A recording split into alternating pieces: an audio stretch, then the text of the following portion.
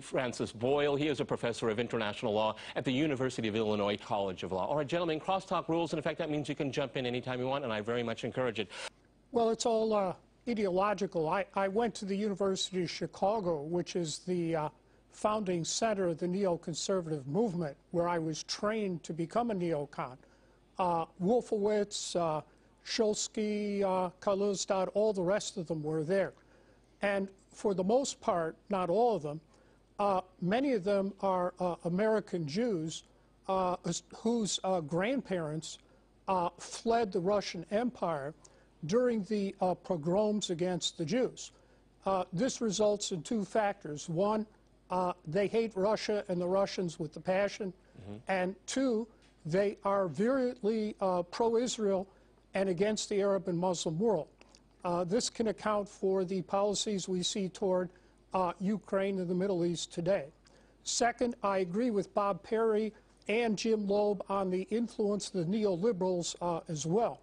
Obama's mentor at Columbia was Zbigniew Brzezinski, who ran his presidential campaign on foreign affairs in 2008 and has stacked the National Security Council with Brzezinski proteges. I went through the same program, PhD program at Harvard, that produced Brzezinski before me. He is an expatriate Pole who hates the Russians with a passion and wants to see Russia discombobulated. So the top Russian expert on the National Security Council is a Brzezinski protege. So he's stacked the National Security Council with his people.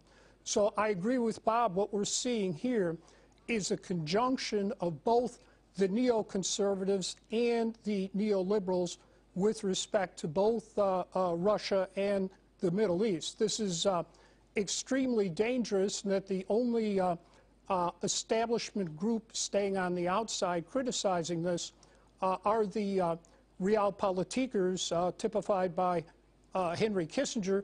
Again, I went through the same PhD program at Harvard that produced Kissinger before me. He's a German Jew who fled the Nazis, returned to fight. He does not have this type of emotional baggage towards Russia that Brzezinski and his proteges have. And that is why there was such productive relations between the United States and the Soviet Union under Kissinger and Nixon. But Kissinger and the realpolitikers have been completely frozen out now by the Obama administration. The rivalry between Kissinger and Brzezinski goes way back to when they were assistant professors at Harvard together. And Brzezinski has made sure Kissinger has been completely frozen out. My understanding is, despite his public protestations by Kissinger, President Obama has yet to speak with him. Okay, I'd like to go back to Francis and Champaign. One of the interesting things when you look at these neocons in whatever time period you want to look at is that they always use the fig leaf of democracy promotion, but in the end it's usually chaos promotion. Right. Well, I did want to get back to this point Bob was making, that in your question, that in fact from the neoconservative perspective, U.S. foreign policy has been a great success. Yeah. After 9/11, 2001, Wolfowitz, who I went to school with, publicly stated that they were going to get into the business of destroying states. And then we have the memoirs by General Wesley Clark saying that the neocons were going to sequentially proceed to destroy 7 Arab Muslim states. That's exactly what they've done. They destroyed Afghanistan, Iraq, Syria, Libya. They've dismembered Sudan. Basically, they've cracked in half Yemen, and Russia is next. So from their perspective, this has been a great success. Now, I do agree with Jim Loeb and Bob, however, that we see a congruence here between the interests of the neoconservatives and the neoliberal interventionists organized under Brzezinski and his proteges, who are controlling the foreign policy of the Obama administration. And the only people really dissenting, except for progressives like the three of us, are the realpolitikers like Kissinger and they've been locked out. So it's a very dangerous situation in the Middle East and also in Ukraine with Russia. Robert, obviously the agenda to invade the country was turned out to be a tragedy for all involved here. But how much do you think the neocons are pushing Obama's agenda in dealing with Iraq right now?